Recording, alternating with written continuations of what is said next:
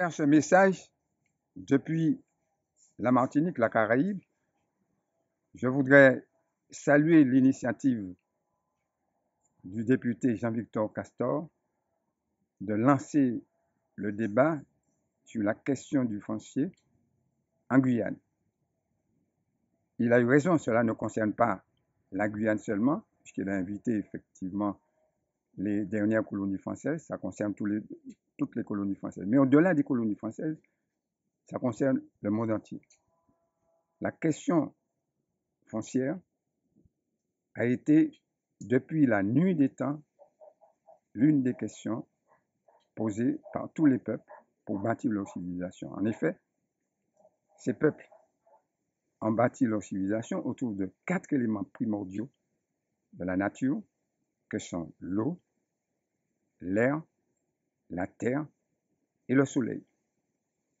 Ils pouvaient maîtriser à l'époque la terre et l'eau, mais n'avaient aucune maîtrise sur les deux autres.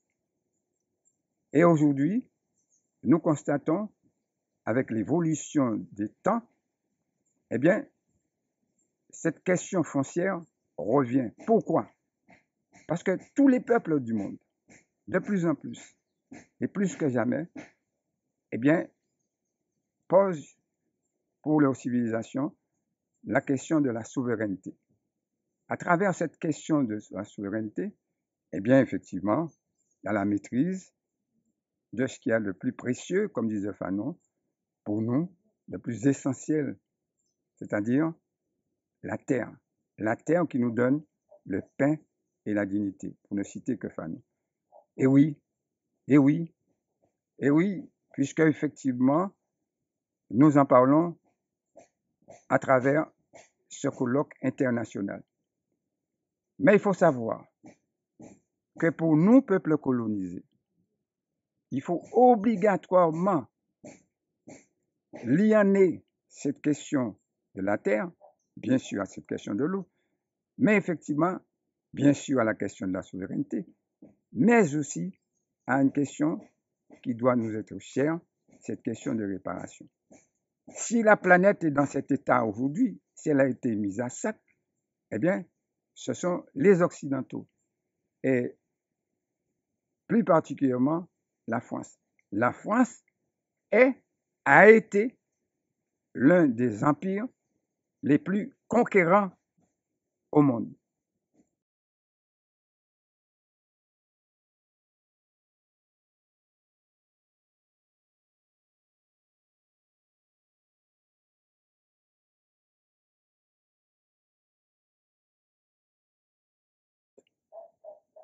La France a commencé depuis des siècles par l'esclavage, la traite négrière. Il n'y a pas que ça. Pour la Guyane, il faut se rappeler, la France a envoyé effectivement, il n'y a pas bien longtemps, des Anamites en Guyane, au Ban en Guyane, et cela continue, puisque la France est en train, en Guyane justement, de s'installer avec d'autres puissances européennes. Il n'y a pas bien longtemps, il y a quelques jours, la France vient de signer un contrat avec l'Italie et l'Allemagne pour effectivement savoir comment asseoir leur domination en Guyane à travers la fusée Ariane, à travers Kourou. Donc, on ne peut pas rester là, intact, impuissant. Il faut absolument que nous organisions. La meilleure façon de nous organiser, ce que Jean-Victor a lancé, il faut s'unir. On ne peut pas combattre une puissance impérialiste, colonialiste, qui se développe de plus en plus en restant isolé. Donc, il faut s'unir, la première chose. Deuxième chose, il faut que nous arrivions à nous connaître. La France dit aujourd'hui, depuis 2002 plus particulièrement, que nous ne sommes pas des peuples. La France va dans le contraire, dans le sens contraire de l'évolution de l'histoire, à savoir qu'effectivement, depuis 1960, plus particulièrement 14 décembre 1960, l'ONU a déclaré de façon ferme que toutes les anciennes colonies tous les peuples des anciennes colonies doivent être décolonisés et doit devenir souverain. Et c'est clair. Donc, nous voyons que la France continue à nous déshabiller et à mépriser toutes les règles, toutes les lois du monde. Et ça, c'est très important. Alors, voilà, nous sommes en face de la France. Nous sommes en face de la France et nous devons effectivement faire en sorte que nous arrivions à poser en même temps, face à la face du monde, une problématique qui est en liaison avec cette question foncière, eh bien, la question de la souveraineté, bien sûr, mais la question de la réparation. On ne peut pas imaginer aujourd'hui que la France va faire de la même façon et ce qu'elle a fait il y a quelque temps lorsqu'elle s'est retirée des pays d'Afrique. Elle les a laissés effectivement complètement démunis de tout. Il faut que cette question de la souveraineté soit posée. Et nous devons même aller beaucoup plus loin. Nous devons nous inspirer de ce qui s'est passé lors de la Révolution haïtienne. Parce qu'en 1803, à Vertières,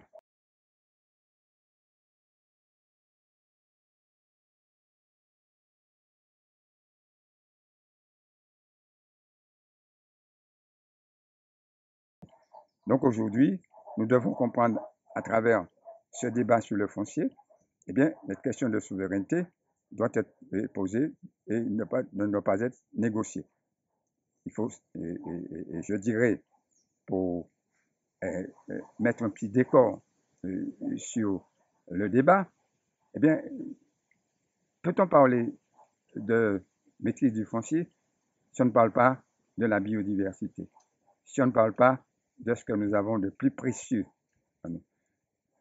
Un pays comme la Guyane, c'est un pays qui est riche en biodiversité. Autant même que le Brésil. Et beaucoup plus que l'Europe. Beaucoup plus que l'Europe. D'ailleurs, ce n'est pas un hasard que la France, de plus en plus, continue de piller nos pays, tant au niveau de la mer qu'au niveau de la terre, et quand même au niveau de l'air, puisque effectivement nous voyons cette histoire de fusée Ariane.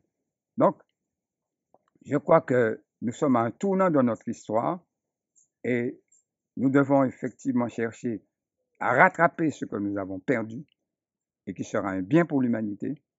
Mais pour rattraper ce que nous avons perdu, c'est à travers cette question de réparation. Cette question de réparation, elle est centrale. Et pour ne citer que Fanon, Fanon disait qu'effectivement, nous avons construit l'Europe, nous avons bâti l'Europe. L'Europe doit comprendre qu'aujourd'hui, il faut réparer. La réparation, c'est un dû. C'est un dû que les puissances occidentales, et particulièrement la France, doivent à nous, les peuples colonisés.